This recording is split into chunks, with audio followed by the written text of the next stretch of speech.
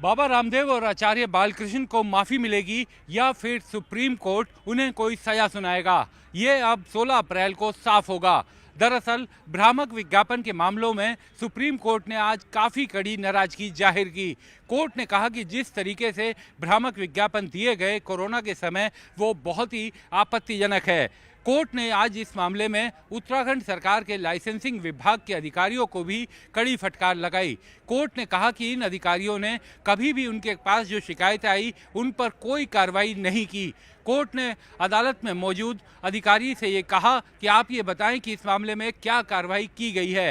हालांकि अधिकारियों की तरफ से कोई ऐसी पुष्ट जानकारी वो नहीं दे पाए, जिस पर कोर्ट काफ़ी नाराज दिखा।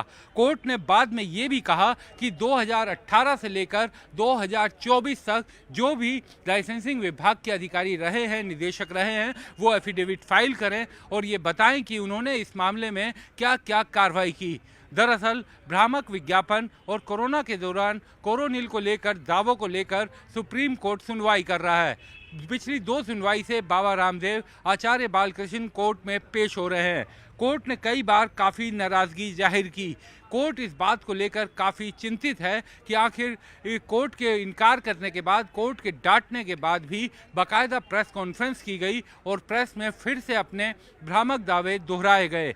आज की सुनवाई के दौरान बाबा रामदेव और आचार्य बालकृष्ण की तरफ से उनके वकील मुकुल रोहतगी ने यहाँ तक कहा कि वो पब्लिक एपोलॉजी यानी कि सार्वजनिक माफ़ी मांगने को तैयार हैं, लेकिन कोर्ट उससे भी सेटिस्फाइड, संतुष्ट नहीं नजर आया। हालांकि उन्होंने अपने एफिडेविट में ये भी कहा था कि वो सब बिना शर्त माफ़ी मांगते हैं और आगे से ऐसा कभी नहीं होगा। लेकिन कोर्ट ने कहा कि अब जाकर के जब कोर्ट का इतना दबाव हुआ है, ये माफ़ी की बात की जा रही है और सिर्फ माफ़ी से बात नहीं सुलझेगी। अब ये बात उससे आगे निकल चुकी है।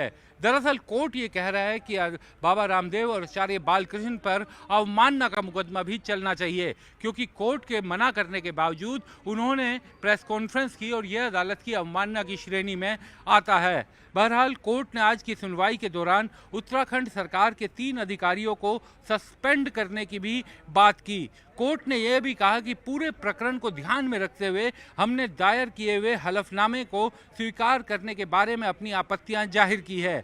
हमने ये भी बताया कि कारण बताओ नोटिस के बाद भी इन लोगों यानी बाबा रामदेव और आचार्य बालकृष्ण ने अदालत में पेश होने से बचने का प्रयास किया। सुप्रीम कोर्ट ने यह भी कहा कि राज्य लाइसेंसिंग अथॉरिटी ने भी आपत्तिजनक विज्ञापनों के संदर्भ में की गई कार्रवाई को स्पष्ट करने के लिए एक विस्तृत हलफनामा दायर किया है, लेकिन हम ये देखकर हैरान हैं कि फाइल को केवल आगे बढ़ाने के अलावा कोई कदम नहीं उठाया गया। किसी भी अधिकारी ने कभी कोई कार्रवाई नहीं की।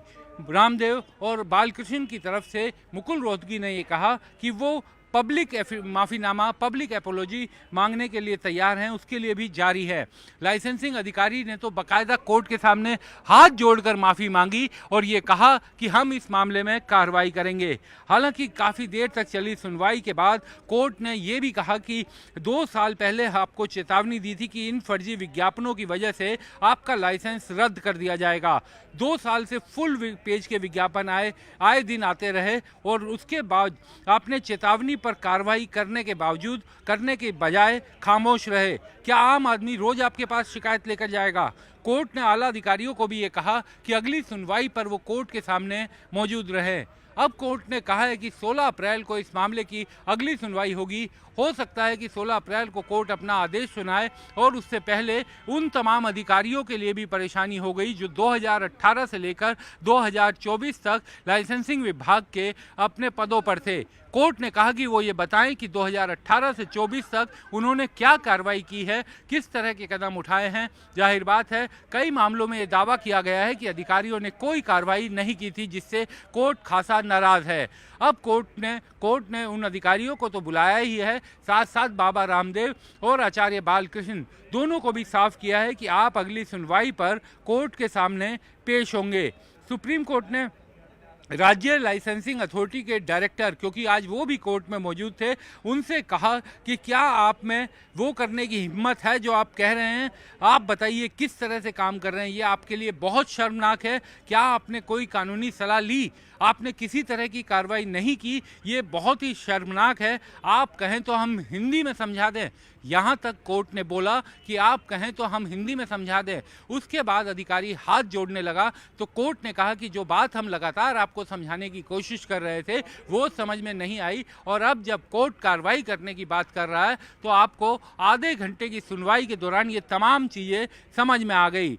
कोर्ट ने कहा कि इन विज्ञापनों का उद्देश्य लोगों को आयुर्वेद दवाइयों से जोड़ना, ये कहा गया कि इन विज्ञापनों का उद्देश्य लोगों को आयुर्वेदिक दवाइयों से जोड़ने भर का है। कोर्ट ने कहा कि आपसे पहले तो किसी ने आयुर्वेद दवाओं पर काम ही नहीं किया। ऐसा लग रहा है कि मानो आप ही पहले व्यक्ति हैं जो इस तरीके से आयुर्वेद दवाओं के मामले में कार्रवाई काम कर रहे हैं। कोर्ट ने यह भी कहा कि जो नोटिस दिए गए उनके बारे में क्या कार्रवाई की। कोर्ट ने एक तरह से लाइसेंसिंग विभाग को लेकर काफ़ी नाराज था और ये कहा कि फाइलें आती थी, सवाल उठते थे, उन्हें दबा दिया जाता था, कभी भी कोई कार्रवाई नहीं की। कोर्ट ने कहा कि ये सिर्फ एक कंपनी की बात नहीं है, हम उन तमाम कंपनियों के बारे में बात कर रहे हैं जो इस तरीके के भ्रामक विज्ञापन देते हैं जिसके कारण लोगों को नुकसान उठाना पड़ता है। कोर्ट ने यह भी कहा कि कोरोना के दौरान इस दवा के कारण जिन लोगों ने ये दवा ली होगी, भ्रामक विज्ञापन को देखकर उनके बारे में जरा सोचिए। बहरहाल अब 16 तारीख को इस मामले की सुनवाई होगी।